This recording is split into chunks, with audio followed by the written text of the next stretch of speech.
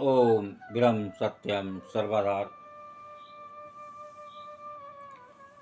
आज एक कबीर वाणी की सारा कुछ समझ में आ सकता है। जब तू आया जगत में लोग हंसे तू रोए, ऐसी करनी ना करो पीछे हंसे सब कोई। यहाँ पर करनी के बारे में, कैसी करनी हो, ये करनी ही ये सारे जीवन की जड़ है। जैसी करनी करोगे वैसे ही फल मिलेगा। और फल इस मानव के हाथ में नहीं है। कर्म कर सकता है, लेकिन वो भी कर्म प्रारब्ध के अधीन, जो आप पिछले जन्म में आपने मेहनत करी है उसके अनुसार ही आपको दूसरा जीवन मिला। तो देखिए ये वाणी क्या संदेश दे रही है। जब तू आया जगत में लोग हंसे तू रोए,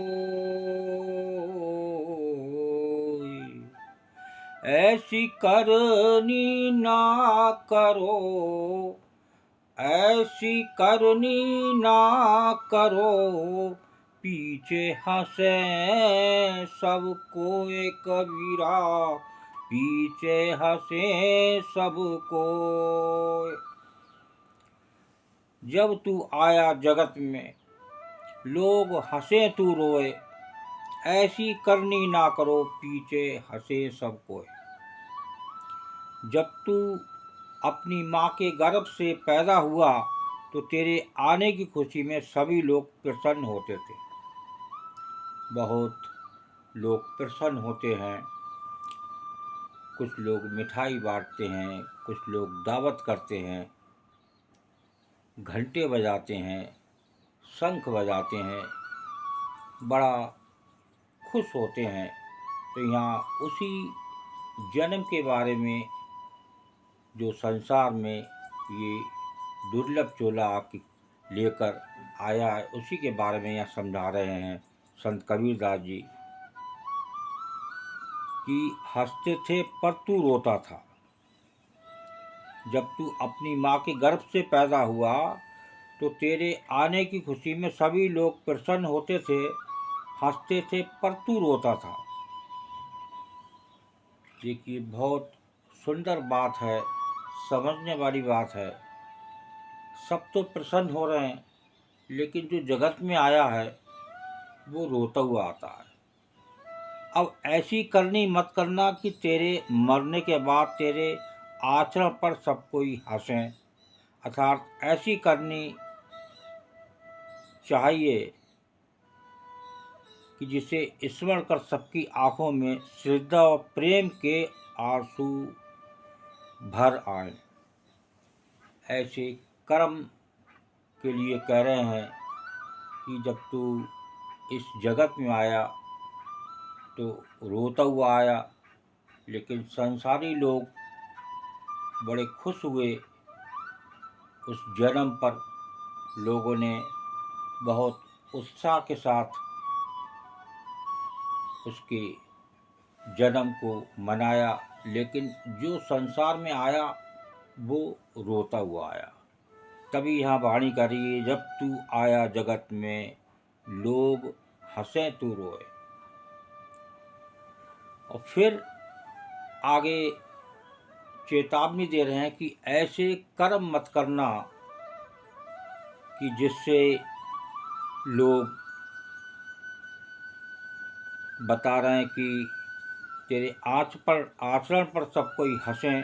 अर्थात ऐसी करनी चाहिए जिससे स्मरण कर सबकी आंखों में श्रद्धा और प्रेम के अश्रु भर आए। ऐसे कर्मों पर विशेष ध्यान रखना है, क्योंकि कर्म आप कर सकते हैं, फल आपके हाथ में नहीं है। भगवान कृष्ण ने भी गीता में कहा है, कर्मण्ये बात का रस्ते माँ फलेषु कदाचन। तो फल का अधिकार नहीं है, कर्म आप कर सकते हैं, वो आए हैं, वो कर्म करना है। तो यहाँ उसी के बारे में चेतावनी दे रहे हैं कि कर्म अच्छे करें, जिससे अगला जीवन और एक सुंदर बने। और ये जो मानव चोला 84 लाख योनियों में दुर्लभ बताया गया है हर शास्त्र में, तो जो यहाँ करने आया था मानव, कहाँ से आया, कहाँ नर जाए, कौन तेरो मुकाम, मंगत सार विचारना मानुष जन्म का काम।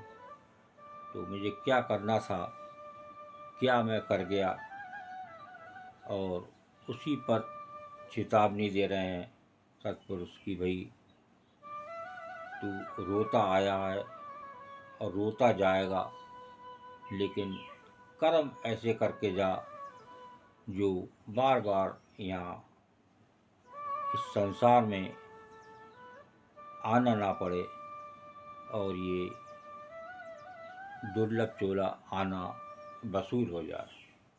ओम ब्रह्म सत्यम सर्वदा